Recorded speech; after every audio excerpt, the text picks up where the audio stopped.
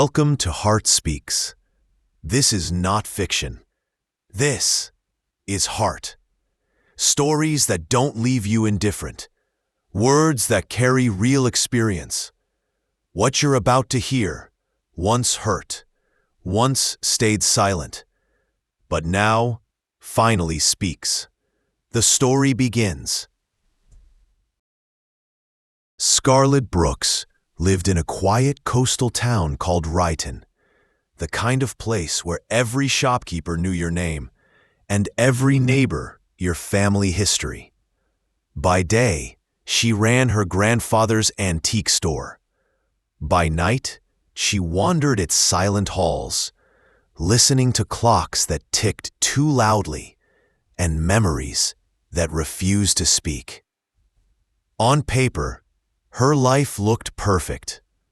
A family house with a rose garden, a steady income, a pretty face, even a bank account that didn't flinch at surprise expenses. But inside, it was all quiet. Too quiet. Each evening, when Scarlett turned off the lights and closed her eyes, she felt like her soul was trapped behind glass. She hadn't fallen in love. Not really. Not once. Not deeply. Not the way the poets wrote about. Her Aunt Harper tried everything. Introductions, blind dates, even downloaded dating apps on her behalf. But every man, every smile, felt rehearsed. Too perfect.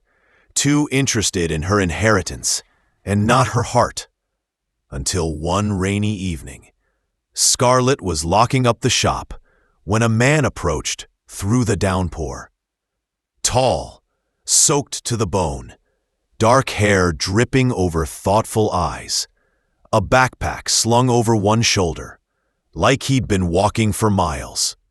"Excuse me," he said, with a soft Irish accent. "Would you happen to have an old nautical compass? I think I'm a little lost." Scarlett blinked. It was the strangest question she'd heard all week.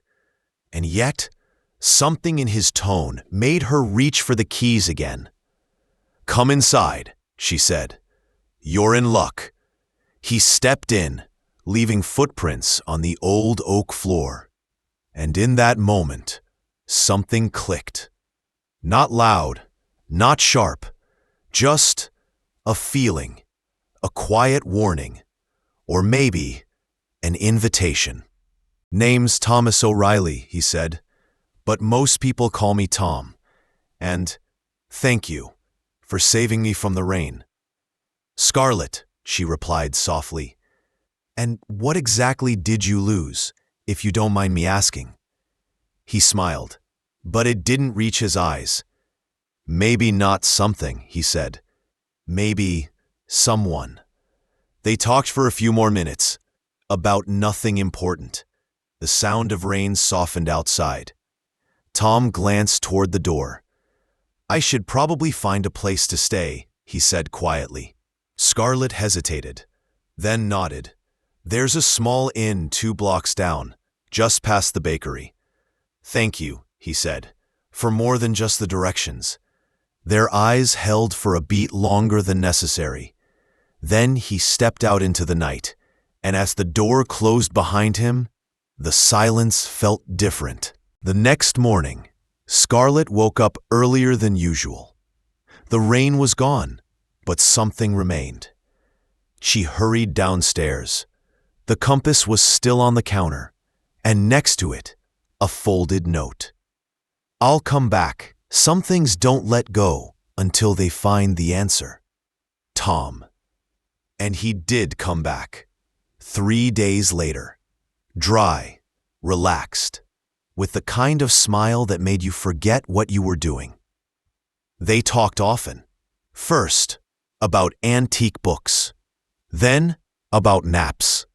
Then, about life. Tom had lived in South America for years, working in mountain villages, teaching children, running from something he never named. "I just got tired of the quiet inside," he once said. You know? Scarlett knew, because she had it too. But something didn't add up. No social media. Phone always off. Avoided questions about family. Even Aunt Harper said, "He's not from around here, and I don't just mean the accent." Then one evening, Scarlett found something strange. A USB drive. In her coat pocket. Her own coat. She hadn't put it there. The only one who'd been close to it was Tom. That night, when the shop was dark, Scarlett sat in her room, staring at the flash drive. She plugged it into her laptop, half afraid, half aching to know the truth. A single file, PDF, nothing else. She opened it. At first, nothing alarming. A logo from a charity, some donation reports, lists of names, photos of children. And then, near the bottom, bold text, "Internal investigation, misappropriation of aid funds. Subject Thomas O'Reilly. Status, under investigation. Suspected embezzlement." Scarlett's pulse froze. Her throat tightened. She stared at the screen, not blinking, as if the text might change if she waited long enough. No, this couldn't be real. Not Tom, the man who brought rain and warmth and fire back into her world. He couldn't be a fraud. But what if he was? What if the compass hadn't guided her to something good, but to something dangerous? The next morning, she told her aunt everything. Harper listened in silence. No judgment, just concern. Then, with a sigh, she opened a drawer Scarlett had never seen before. Inside, an old card, a name, a number.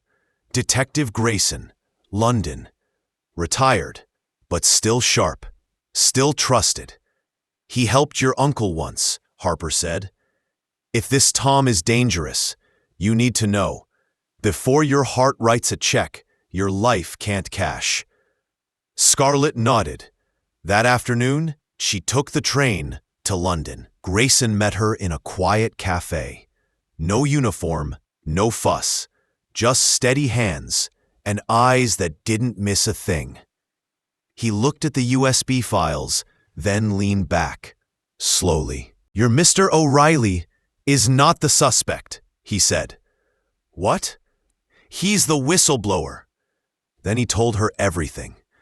Tom worked for Global Aid, a charity helping remote villages. He found the fraud, tried to stop it, but they didn't want it stopped. They wanted him gone.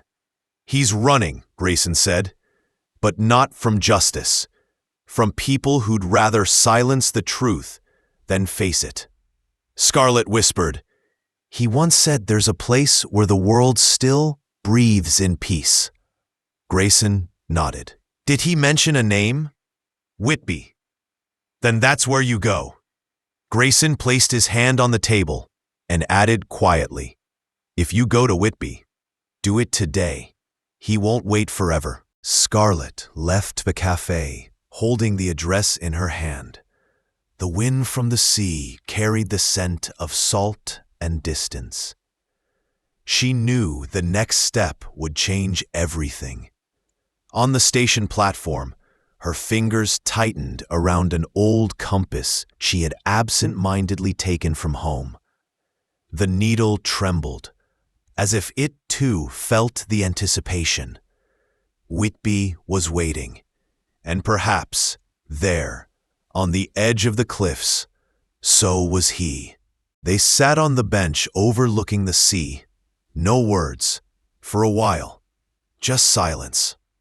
But not the empty kind, the kind that lives between two hearts, finally in rhythm.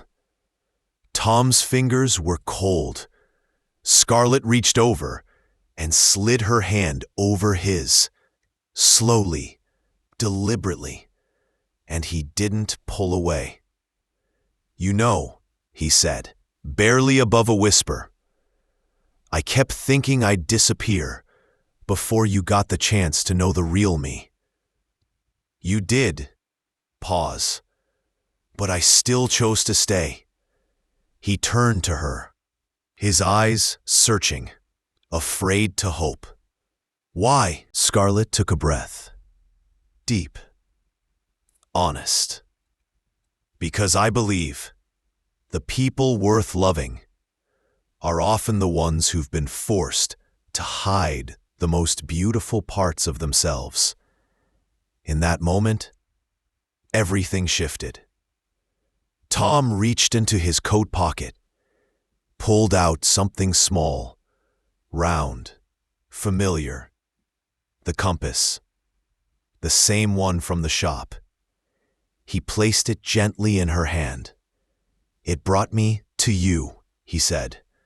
"So now, it's yours." Then, another pause. Another reach. A velvet pouch. Inside, a ring. Simple. Silver. Elegant. Scarlett Brooks.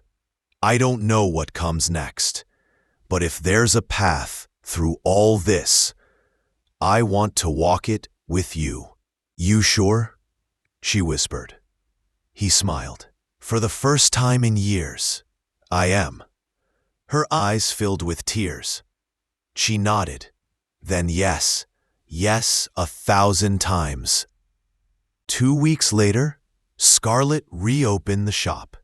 But now, above the door, a new sign. Brooks and O'Reilly, antiques with a story. Tom was always beside her.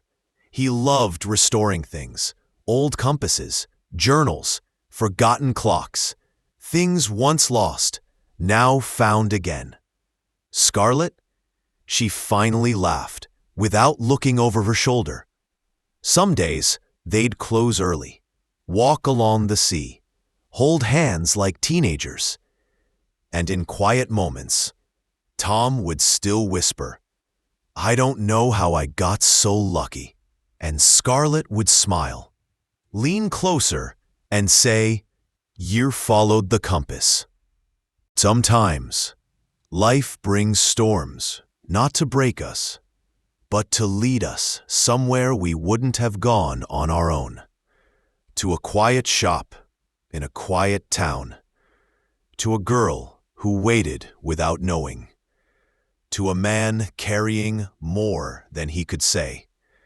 And sometimes, we're lucky enough to find someone who sees through all of it and stays. In Ryeton, the sea still whispers against the cliffs. Rain still taps at the windows. But inside the little antique shop, a compass rests in a glass case, still, centered, at peace. And when the bell above the door rings, and a new stranger walks in, Scarlett always smiles, because some stories don't really end. They just find a new direction. Thank you for staying with us until the end. Every story on Heart Speaks is a voice of feelings, a voice of choice, a voice of life. Because what truly matters is what resonates in the heart. If the stories I share speak to you, subscribe so you don't miss what's coming next. Until we meet again on Heart Speaks.